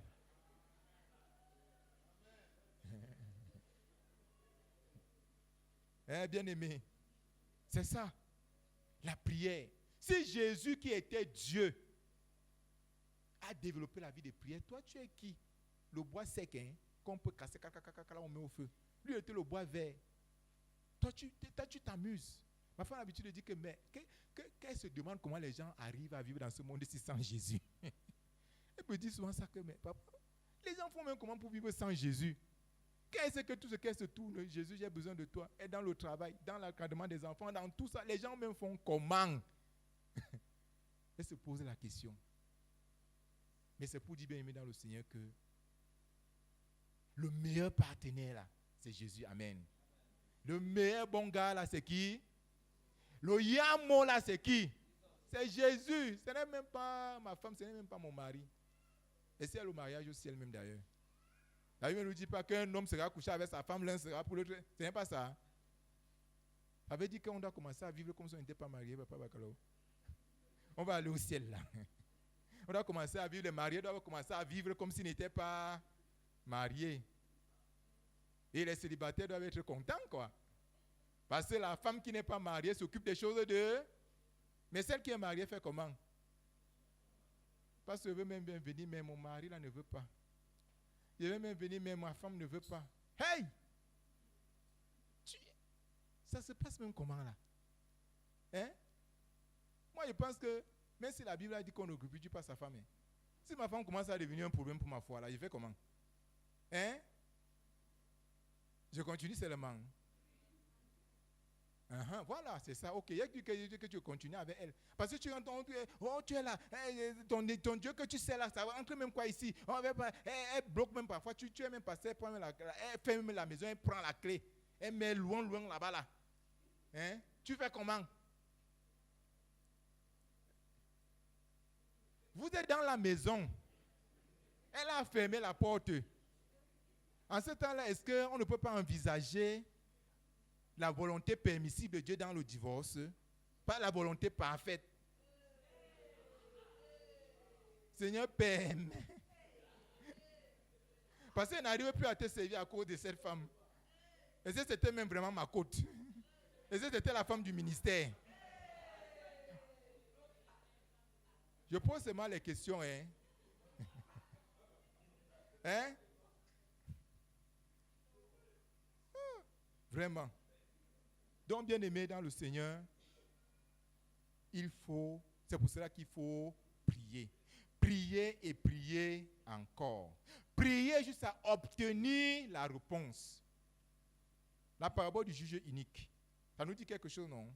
Dans Luc 18, à partir du verset 1. Rends-moi justice, rends-moi justice. Bien que je n'ai d'égard pour personne, mais pour que cette femme ne vienne sans cesse me rompre la tête, il faut que je résolve son cas. Qui vous a dit que Dieu est fatigué de nos prières? Mais j'ai même déjà prié, je suis même fatigué, je ne prie même plus. J'accepte comme ça, c'est ma part. C'est mon comme ça. Le comme ça? De quoi? Tu te plais avec la maladie ou bien tu te plais avec le démon? Moi, je n'aime pas la maladie. Hein? Qui aime la maladie ici? Que je suis malade, jusqu'à qu'il dit que non. Pour moi, c'est on dit même que ma maladie. Donc, c'est-à-dire que tellement on aime cette maladie que c'est devenu ma maladie. On s'approprie la maladie. Ma maladie. Mon mal de dos là. Mon mal de pied là, quand ça commence vraiment, tu as pitié de moi. Au nom de Jésus, sors. Mais si ça ne sort pas aujourd'hui, tu continues de crier Amen. Parce que le miracle, ce n'est pas toi qui le programme, mais c'est Dieu qui programme le miracle. Amen. Ce n'est pas toi qui programme le miracle, c'est Dieu qui programme. Grande soirée de miracles et de prodiges. Bishop Silas. Venez découvrir Dieu dans la dimension spirituelle qu'on n'avait pas encore vue. Donc quand je viens comme ça, là, il n'y a pas les miracles. Ça, c'est encore le miracle de Dieu. Où est passée la souveraineté de Dieu? Il y a les miracles qu'on fabrique. Amen. Surtout ce qu'on veut faire là pour impressionner là. Je suis sûr que les miracles qu'on programme là, Dieu n'est pas dedans. Ce que je dis, ça n'engage que moi. Parce que quand il va dans les Écritures, je ne vois pas. Je ne vois pas un endroit où on a dit que non, venez seulement aujourd'hui, on va voir. Jésus arrive au temple, il trouve une femme qui est couverte depuis plus de 18 ans. Il dit, réserve-toi. Cette femme-là ne savait même pas que Jésus devait venir. Amen. L'homme qui avait la main sèche là. Ou bien le malade de la piscine de Bethesda là.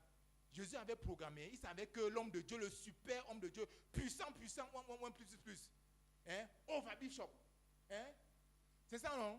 Il savait qu'il allait venir. Mais aujourd'hui, là, on aime ça. Et c'est vrai. Bon, il faut bien pouvoir se faire, il faut bien vouloir se rendre populaire. Mais si moi je deviens populaire au détriment de Jésus, ça veut dire que je suis en train de détourner les gens de la vraie personne. C'est moi qui deviens Jésus. Ce n'est plus Jésus lui-même. Alors quand on se retrouve, on doit venir dans l'expectative de recevoir quelque chose de Dieu. Amen. Ça peut être un miracle, ça peut être une parole de connaissance, ça peut être une visitation spirituelle. Et le Saint-Esprit qui est libre fait quand il le veut. Amen. Les quelques fois que moi je suis venu ici, là, je suis jamais venu ici et rentré comme je suis venu. Amen. Il y a toujours quelque chose. Pourtant, on n'a pas dit que non. Apprêtez-vous maintenant. Le Saint-Esprit va descendre. Commencez à parler en langue. Commencez à parler en langue. C'est vrai que dans l'enseignement de la langue, on dit, bon, on encourage. Mais la Bible dit qu'aspirer aux dons les meilleurs. Si j'aspire et que mon aspiration est connectée à la volonté de Dieu, ça peut venir. Mais ce n'est pas le gens qu'on force cela. Si moi je pars aujourd'hui, par exemple, en Chine, il y a un jument comme ça, on dit, bon, parler en langue, et parle au bafia là-bas, il va comprendre. Je pars juste à faire comme ça. Là. On ne va pas dire que c'est l'onction qui m'a... Ce n'est pas ça. On m'a dit que l'onction est descendue, non? Donc, vraiment, l'histoire de parler en langue là, moi, je suis baptisé dans le Saint-Esprit et parle en langue. Et je peux vous dire comment ça s'est passé. C'est mon épouse qui a prié pour que je sois baptisé du Saint-Esprit. Amen. Oui, elle parlait en langue depuis. Et quand elle parlait en langue, ça m'énervait jusqu'à...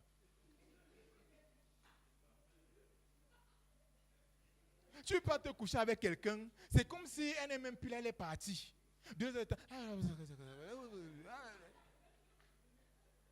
Chérie, je suis ton mari, pardon, c'est la nuit, tu sais comment. Elle est dans le parlant en langue. Elle est dans le parlant en langue. Tu fais comment? Seigneur, je bouscule. Non, je bouscule. Elle a dit qu'elle est super spirituelle. Et ceci est fait, c'est contre la volonté. Donc, vous voyez, il y a des nuits qu'on a été sévrés comme ça à cause du parler en langue.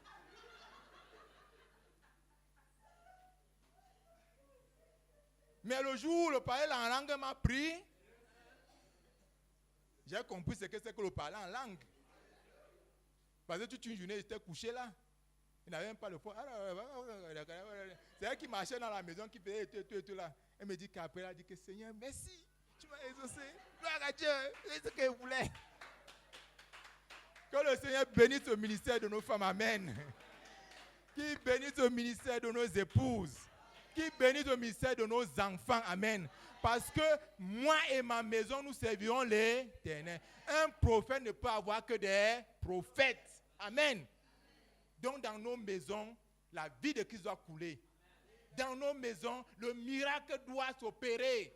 Dans nos maisons, la vérité doit être proclamée. Même si on ne peut pas voir l'archibishop, amen. Parce que nous sommes d'abord archibishop chez nous avant d'être archibishop ici. Si tu ne peux pas prendre soin de ta maison, à plus forte raison de l'église de Dieu. Car ton premier ministère, c'est quoi? Ta famille. Amen. Tu as échoué dans ta famille, tu as échoué dans le ministère. Donc ne courons pas le risque d'échouer dans nos familles. Amen. Les papas pasteurs, les super ones qui sont toujours partis là. On n'a jamais le temps pour causer, pour rire avec les enfants et tout ça. Les enfants m'ont dit que c'est toi qui es pasteur. Nous, on veut notre père. C'est pas ça. Hein? Nous, on veut notre père. Ce n'est pas le pasteur qu'on veut, nous, on veut notre père. En ce temps-là, vous faites comment? Ils n'ont pas le droit. Ils ont demandé à naître. Ok, nous continuons. Oui, bien-aimés, la prochaine chose, n'est-ce pas, c'est obéir à la parole de Dieu. Jean 14, verset 15, on va parler. Deutéronome 28, verset 1 à 8, il parle des bénédictions.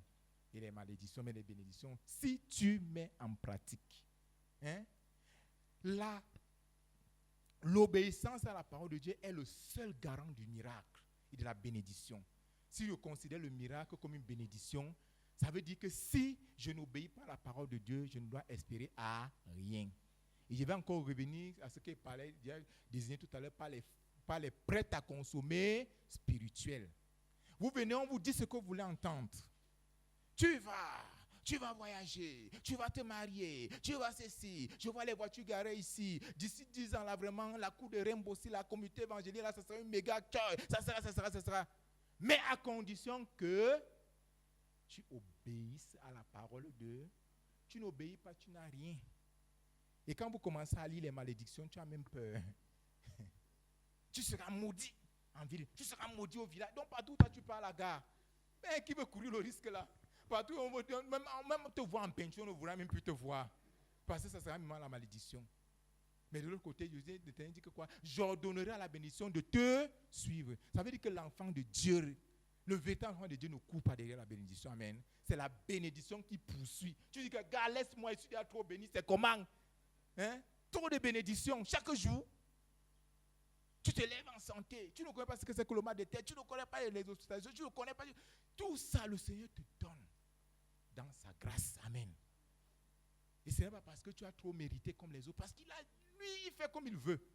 Il fait comme il veut, c'est ça aussi. Il faut le dire. Ce n'est pas pour dire que les frères qui sont malades et tout ça, c'est parce qu'ils ont péché. Non. Dieu sait l'histoire. Chacun a son histoire avec Dieu. Amen. Chacun a son histoire avec Dieu. Mais toujours est-il que Dieu veut notre bien et non notre malheur. Amen. Et si nous voulons donc jouir des bénédictions de Dieu, parmi lesquelles les miracles, il faut obéir à la parole de Dieu. La prochaine chose, et l'avant-dernière, c'est de déclarer la parole. Amen. Car la vie et la mort sont au pouvoir de la langue. Proverbe 18, verset 21. Et les anglo-saxons disent ici, your confession will lead you to your possession. Amen. C'est ce que tu déclares là qui va te conduire à ce que tu espères. Moi, je suis maudit. Moi, je vais seulement finir ma vie comme ça. Rien ne marche dans ma vie. Bien aimé, tu passes autant, n'est-ce pas, à te charger des ondes négatives. La bénédiction là va venir comment? Puisque c'est toi qui dis. Hein? C'est toi qui dis, non? Quand tu pries pour la bénédiction, c'est vrai que le prince de Perse peut se lever. Parce que dès que tu pries enfant de Dieu, l'exaucement est là. Mais il peut arriver que le prince de Perse se lève, comme ce fut le cas avec Daniel. Hein? Dans le chapitre 9, si je ne me trompe pas. Dès que Daniel eut à cœur de prier, Dieu l'a exaucé. Mais Daniel a dû batailler pendant combien de temps? Pendant 21 jours. Bien aimé. Il y a des gens qui n'ont pas atteint leur plénitude de bénédiction parce qu'ils se sont fatigués peut-être au 2e jour, au 5e jour, au 6e jour, peut-être même au 20e jour, avant quelques temps là, n'est-ce pas? Parce qu'ils se sont lassés. Bien aimé.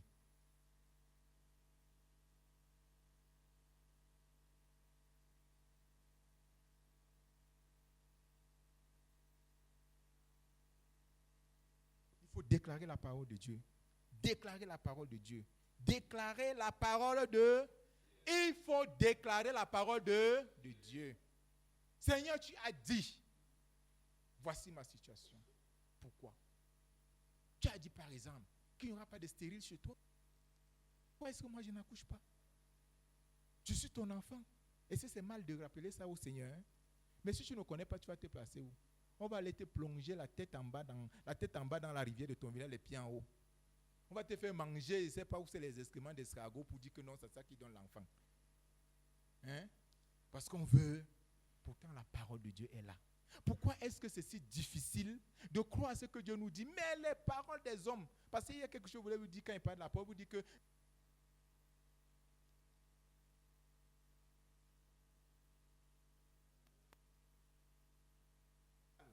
il y a beaucoup d'autres personnes qui parlent. Et là où le bas blesse, c'est que parfois, on accorde plus de crédit à ce que les autres disent, à ce que Dieu dit. Parce que c'est trop beau, c'est trop simple pour croire à ce que Dieu dit. Amen. Venez à moi, vous qui cherchez, vous donnerez du repos. Ah, comment ça? Alors que moi, je sais que chaque année, je dois aller faire le rite de purification au village. Je dois aller, je ne sais pas, je dois aller sacrifier sur la tombe de ma mère, je dois aller faire ceci. Mais Dieu dit que je dois venir. Simplement comme ça, là, non, c'est tout. Non, ça, là, ce n'est pas Kai. Nagongawai. Hein? C'est ça, non? On va dire que non, l'autre, là, ce n'est pas vrai. Mais ce qui est difficile, là, c'est ça qu'on met la tête là-bas. Bien aimé dans le Seigneur, il faut déclarer la parole. Et pour terminer, bien aimé dans le Seigneur, il faut croire aux hommes de Dieu que le Seigneur nous envoie et vers lesquels le Seigneur nous oriente. Amen. Beaucoup de chrétiens aujourd'hui ne bénéficient pas de la grâce de leur pasteur parce qu'ils passent le temps à critiquer le ministère. Amen.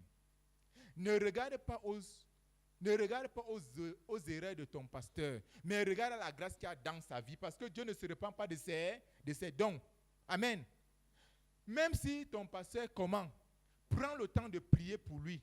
Parce que si Dieu l'a établi sur toi, c'est parce qu'il a trouvé qu'il était important pour toi pour cette saison-là. Amen. Il était important pour toi pour cette saison. Donc, ce sont de critiquer les ministères. Oh, pasteur Bakalawa fait ceci. Oh, il est comme cela. Tu penses que tu vas recevoir quoi de lui? Même quand il va vouloir prier pour toi, l'Esprit va le renseigner. Il va prier pour certaines personnes pour le temps, mais quand il arrive pour toi, il mentionne juste le nom, il passe. Parce qu'il n'y a pas d'accord. Amen.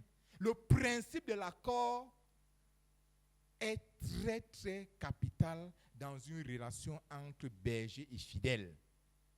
Tu ne crois pas à un pasteur, tu ne crois pas à son appel, tu ne crois pas à son ministère, ne t'attends à recevoir, ne t'attends pas à recevoir quelque chose de lui. Amen. Ne t'attends pas. Ne t'attends pas. Peut-être que tu vas aller ailleurs, ou bien peut-être que tu vas attendre un autre qui va venir. Oh, j'aime quand c'est tel pasteur qui prêche. L'autre là, je ne l'aime pas. Ton problème, c'est quoi? Quand Dieu l'appelait, tu étais là. Hein? Il y a les gens, il y a même ceux-là qui sont les détecteurs des véritables serviteurs de Dieu aujourd'hui. Celui-là, quand je le vois, quand il parle, quand tu vois la façon qu'il amène le sujet, quand il développe, non, tu sens que non, lui, il est ouin. Et l'autre qui nous parlait seulement là, je l'ai dit. C'est moi celle que tu m'as vue ici, là. Celui-là, ne pense pas, hein, il faut qu'il revoie encore son appel. Qui disait, je l'ai dit. Qui disait que je lui ai dit. Tu n'as pas compris ce qu'il a dit. Le français, là, c'est notre langue. Hein?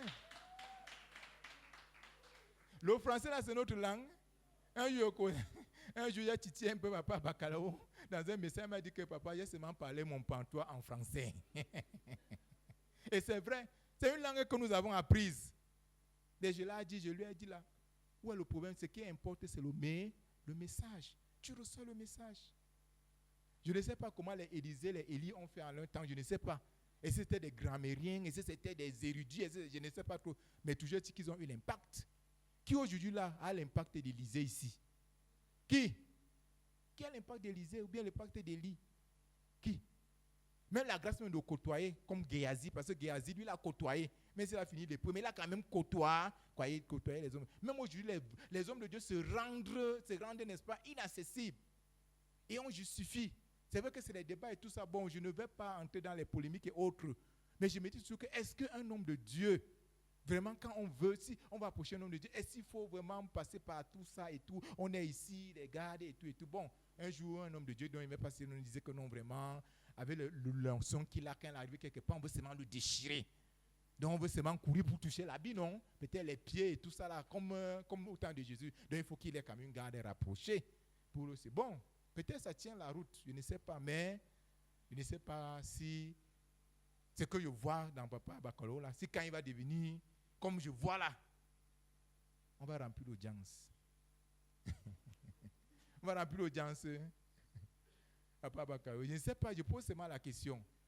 Je pense que l'onction ou bien l'extrême onction doit venir, vous savez, une dose d'humilité. Amen. On ne doit jamais oublier d'où est-ce que Dieu nous a pris. C'est pour ça que j'aime beaucoup les épîtres de Paul. Il aime toujours rappeler, moi qui étais persécuteur d'église, moi qui ai fait tant de mal aux chrétiens, moi. Rien ne présageait qu'un jour, Paul pouvait parler au nom du Seigneur. Mais par la grâce de Dieu, il est devenu prédicateur. Il n'a pas caché. Et pour lui, c'était un privilège. C'est-à-dire qu'il pouvait dire que toutes ces choses que je considérais comme un gain pour moi sont devenues, je les considère comme de la boue. Qui était un gain pour moi, je les considère comme de la boue. Et pour couronner le tout, il dit quoi? Je puis tout par celui qui me fortifie. Amen. À ce niveau-là, il a terminé avec non. Il a fini avec. Imaginez quelqu'un qu'on vient, on prend le mouchoir, on met sur lui, on court à la maison sur le malade, on appose pas le malade guéri. Ah! Même Jésus même. Hein? C'est ça, non? Imaginez un peu. Je ne sais pas s'il était au courant que ça se passait comme ça. Ou bien l'ombre de Pierre et de Jean. Quand on savait qu'il devait passer, on mettait. Il fallait seulement que l'ombre vienne seulement couler. L'ombre. Si l'ombre pouvait déjà guérir, le mouchoir pouvait guérir, imaginez la personne. Imaginez Jésus lui-même. Si l'ombre de Pierre et de Jean pouvait guérir les malades, qu'est-ce que Jésus ne pouvait pas faire, bien-aimé? Ah, alléluia. Comme j'aime Jésus. Alléluia. Jésus ne va jamais cesser de nous wonder. Hein.